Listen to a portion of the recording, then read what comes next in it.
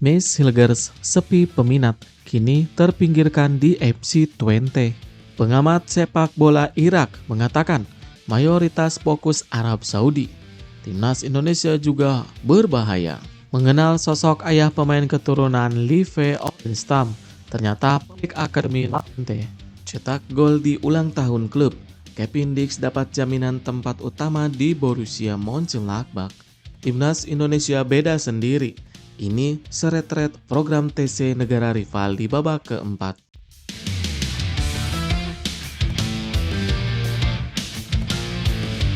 Miss Hilgers sepi peminat, kini terpinggirkan di FC20.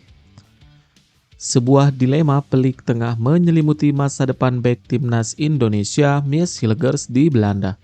Hanya sepekan sebelum Eredivisie musim 2025-2026 bergulir, bek berusia 24 tahun itu masih sepi peminat meski telah secara terbuka menyatakan keinginannya untuk hengkang dari FC20. Situasi ini menjadi semakin rumit karena kontrak bek keturunan Manado yang hanya tersisa 1 tahun hingga Juni 2026. Sebelum musim lalu berakhir, ia sudah mengambil sikap tegas untuk mencari tantangan baru dan tidak akan memperpanjang kontrak di NHC. Hilgers secara terbuka menyatakan keinginannya untuk naik pangkat musim panas ini. Sejauh ini belum ada transfer yang terrealisasi, tetapi FC20 berasumsi pemain timnas Indonesia itu akan hengkang, tulis 20 Insight. Sikap proaktif klub ini terlihat jelas dengan pergerakan mereka di bursa transfer. The Tukers telah mendatangkan 3 bek tengah baru yaitu Stav Lemkin, Robin Frover, dan Ramij Cherokee. Hal tersebut membuat posisi Hilgers kian terpinggirkan selama masa pramusim. Ia bahkan tidak dimainkan saat melawan tim sekelas FC Porto dan Udinese. Pelatih Joseph Osting bahkan telah mempercayakan ban kapten kepada rekrutan baru Robin Frover. Meskipun demikian, pintu keluar untuk Miss Hilgers tetap terbuka. Direktur Teknik FC20 Jan Struwer mengkonfirmasi bahwa mereka tidak akan menghalangi kepergiannya, namun mereka juga tidak akan menunggu selamanya. Struwer juga menjelaskan mengapa klub sudah mendatangkan pemain lain meskipun Hilgers belum resmi pergi. Namun, hingga saat ini belum ada tawaran konkret yang datang untuk bek yang telah 14 tahun mengabdi di FC20 tersebut. Ya, dia belum pergi, tapi kami sudah merekrut pemain lain. Jadi, itu berbeda dari sebelumnya, tapi itu juga ada hubungannya dengan keuangan finansial kami.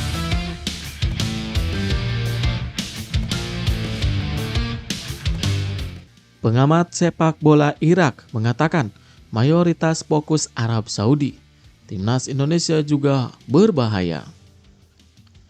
Mantan pemain sekaligus pengamat sepak bola Irak, Haitham Kadim, memperingatkan bahwa ancaman terbesar di grup B bukan semata-mata Arab Saudi, tapi justru timnas Indonesia yang berkembang pesat di bawah Sinteyong dan kini Patrick Kluivert. Meski Arab Saudi menjadi tuan rumah dan favorit di grup B ronde keempat, Haitham Kadim yang membela timnas Irak periode 2003 sampai 2009 justru mengarahkan sorotan ke timnas Indonesia kepada lawan paling berbahaya. Pernyataan ini menunjukkan perubahan besar dalam persepsi Irak terhadap Indonesia. Jika dulu dianggap sebagai underdog, kini skuad Garuda justru dianggap sebagai ancaman utama di grup yang diisi 3 tim Arab Indonesia. Catatan sejarah memang belum berpihak pada timnas Indonesia. Dari 9 pertemuan dengan Irak, skuad Merah Putih belum pernah menang. Bahkan kalah telak 1-5 di kualifikasi Piala Dunia 2023. Namun, kemenangan atas Arab Saudi pada November 2024 dengan skor 2-0 menandakan bahwa tim Merah Putih mengalami perkembangan signifikan.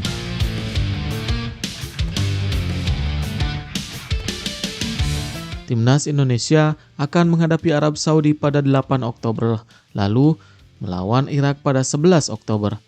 Semua laga digelar di Arab Saudi dan hanya juara grup yang langsung melaju ke Piala Dunia.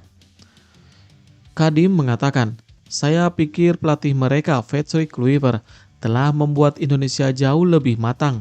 Kita harus sangat berhati-hati, jangan meremehkan Indonesia."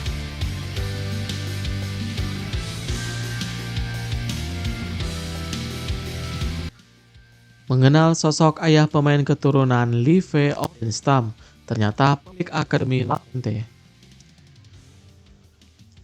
Pesepak bola keturunan Indonesia, Live Oldenstam, ternyata memiliki seorang ayah yang berstatus sebagai pemilik Akademi La Fuente. Nama pemain ini mencuat setelah bergabung bersama klub Serie A Como 1907. Sebelum bergabung bersama Como, Live Oldenstam juga memiliki reputasi yang mentereng. Pasalnya, bek kiri berusia 18 tahun itu merupakan pemain binaan Akademi Ajax Amsterdam yang memiliki nama besar. Dia memang sempat menimba ilmu bersama sejumlah klub seperti VVV Unicomjeg, Vestwolle hingga bermain di tim junior Ajax Amsterdam.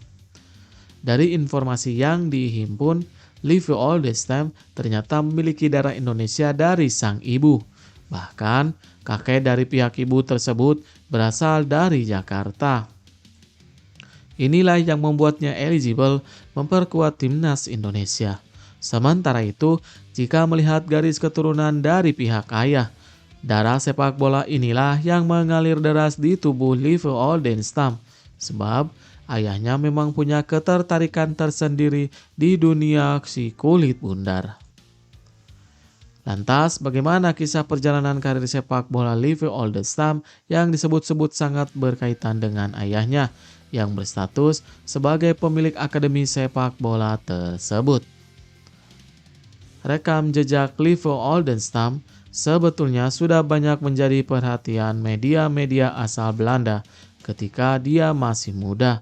Salah satu yang memberikan ulasan khusus ialah Ajax Showtime pada medio Juni 2023 lalu. Ketika itu, Live Oldenstam masih sangat berusia muda karena berumur 16 tahun.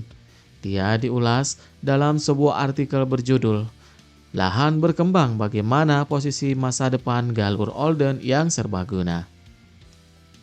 Dari perbincangan dengan ayah Live Oldenstam itu, muncullah sebuah informasi yang menyebutkan bahwa ketertarikan Oldenstam di dunia sepak bola tak bisa dilepaskan dari ayahnya yang pemilik akademi. Lantas, dengan perjalanan karir seperti ini, akankah Live Oldenstam terpantau oleh jajaran pelatih tim nasional Indonesia untuk dinaturalisasi menjadi amunisi baru?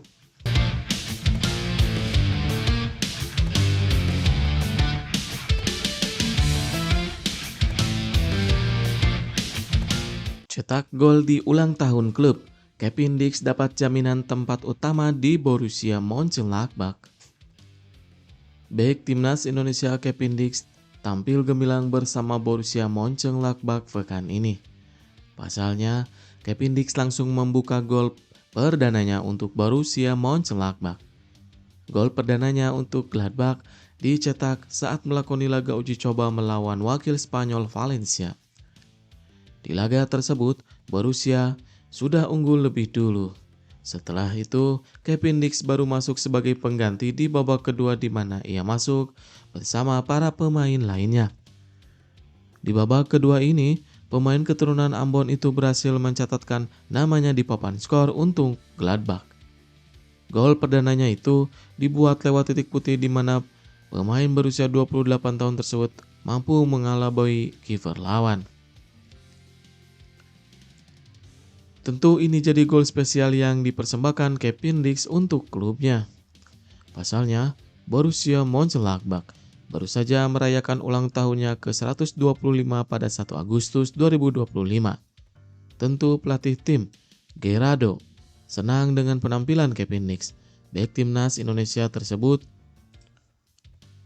disebut sebagai salah satu pemain berpengalaman yang membuat timnya nyaman di lapangan. Kehadiran pemain berpengalaman seperti Kevin Dix bisa membuat tim asuhannya meraih hal positif.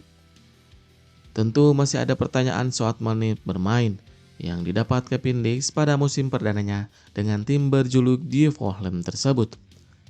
Kevin Dix masih memiliki 3 pekan persiapan sebelum Bundesliga 1 Jerman digelar. Geraldo buka kode soal menit bermain yang akan didapatkan oleh bek timnas Indonesia tersebut. Ex-juru taktik Bayer Leverkusen tersebut membuka peluang bagi Kevin Dix dapat starter di laga berikutnya. Jika tak menjadi starter, pelatih berusia 46 tahun itu menjamin Dix bisa mendapat menit bermain yang banyak di Borussia Mönchengladbach.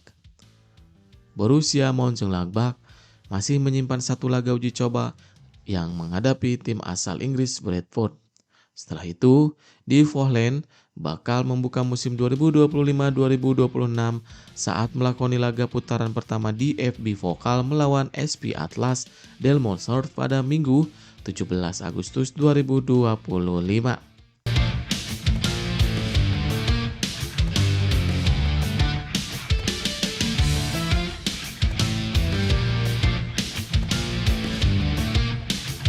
Timnas Indonesia beda sendiri.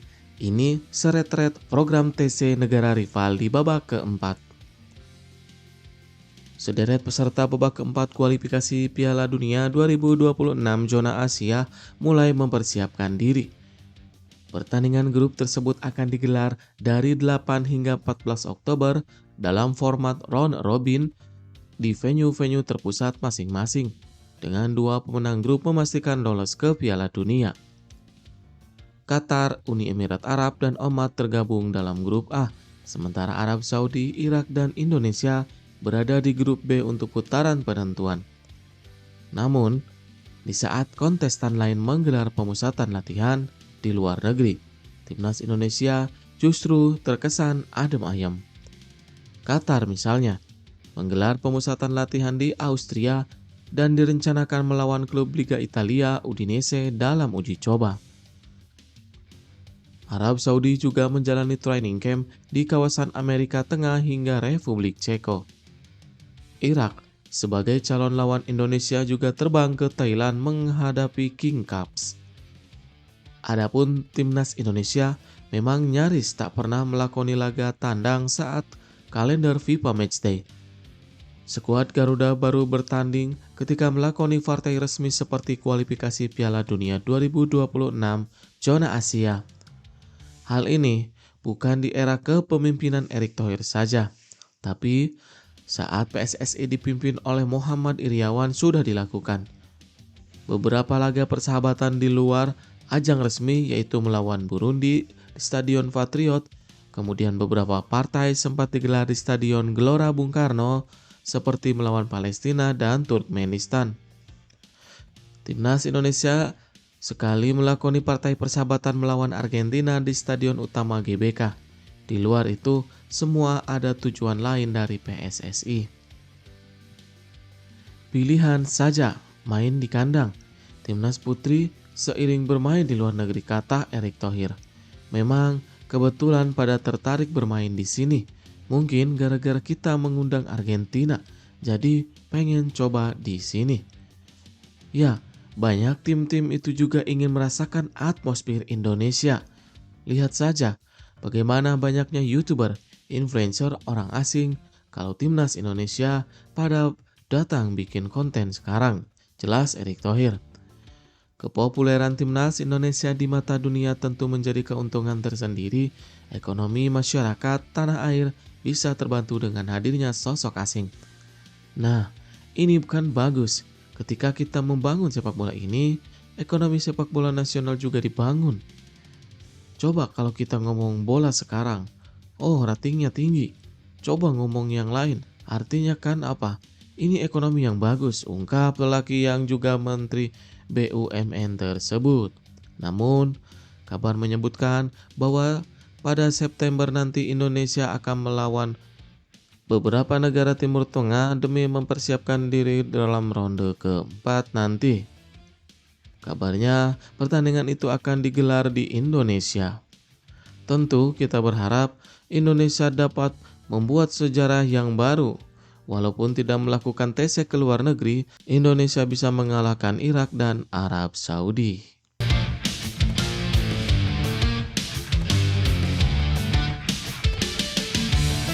Timnas Indonesia main di Jawa Timur pada September 2025. Erick Thohir langsung temui CEO Persebaya. Ketua Umum PSSI Erick Thohir langsung gerak cepat untuk mempersiapkan agenda Timnas Indonesia di bulan September 2025. Kebetulan, Jawa Timur dapat kehormatan menjadi tuan rumah 2 event sekaligus di bulan September 2025. Dua agenda yang dimaksud adalah FIFA Matchday, Timnas Indonesia Senior, dan kualifikasi Piala Asia U23 2026. Timnas Indonesia bakal menghadapi Libanon dan Kuwait di Stadion Gelora Bung Tomo, Surabaya. Sementara kualifikasi Piala Asia U23 2026 bakal digelar di Stadion Gelora Delta Sidoarjo yang diikuti Timnas U23 Indonesia, Laos, Makau, dan Korea Selatan. Erick Thohir memastikan bahwa dua agenda tersebut tidak akan mengganggu jadwal Super League, khususnya Persebaya Surabaya yang bertarung di sana. Erick Thohir langsung menggelar pertemuan dengan manajemen Persebaya Surabaya. Dalam foto yang diunggah di akun Instagram pribadinya, Erick Thohir bersua dengan CEO Persebaya Surabaya Azrul Ananda dan Direktur Operasional Persebaya Chandra Wahyudi. Erick Thohir berkoordinasi dengan manajemen Persebaya untuk penyelenggaraan 2 event Timnas Indonesia yang digelar di Jawa Timur. Pria nomor 1 di PSSI tersebut sudah tak sabar dengan kehadiran para penggemar sepak bola di Jawa Timur, terutama Bonek selaku supporter setia Persebaya Surabaya. Terakhir kali event Timnas Indonesia Senior digelar di Jawa Timur terjadi pada September 2024 dalam uji coba internasional lawan Turkmenistan. Sementara level junior, PSSI terakhir kali menggelarnya di Sidoarjo pada turnamen eksebisi Timnas U20 Indonesia sebelum Piala Asia U20 2025 pada Maret lalu.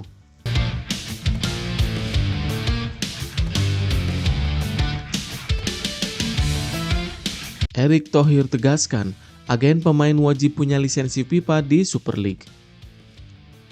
Ketua Umum PSSI Erick Thohir meminta agen-agen pemain memiliki lisensi resmi FIFA. Alhasil, nantinya tidak akan ada pemain asing abal-abal atau tak berkualitas merumput di Super League. Sekedar informasi, Super League mempunyai aturan terkait mendatangkan pemain asing. Jadi, setiap tim yang berlaga di sana tak bisa sembarangan mendaftarkan pemain impor. Ada batasan starta, kompetisi pemain yang diizinkan hadir di Super League. Nah, untuk mengatasi indikasi adanya kecurangan, agen harus punya lisensi FIFA sehingga terdaftar.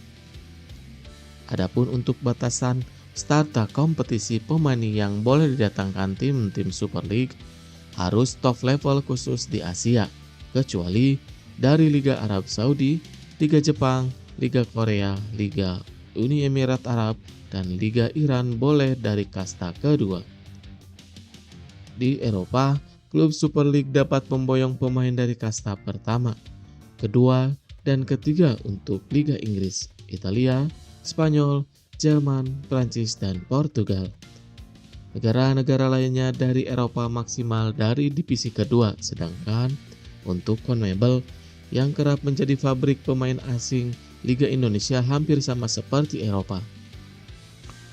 Legiun impor bisa dari divisi 1, 2, dan 3 untuk Liga Brazil dan Liga Argentina. Nah, hal ini yang diantisipasi oleh Erick Thohir. Jangan sampai ada manipulasi data pemain yang akan berkompetisi di Super League. Jika memiliki lisensi FIFA, agen tersebut sudah terdaftar resmi sehingga potensi kecurangannya kecil.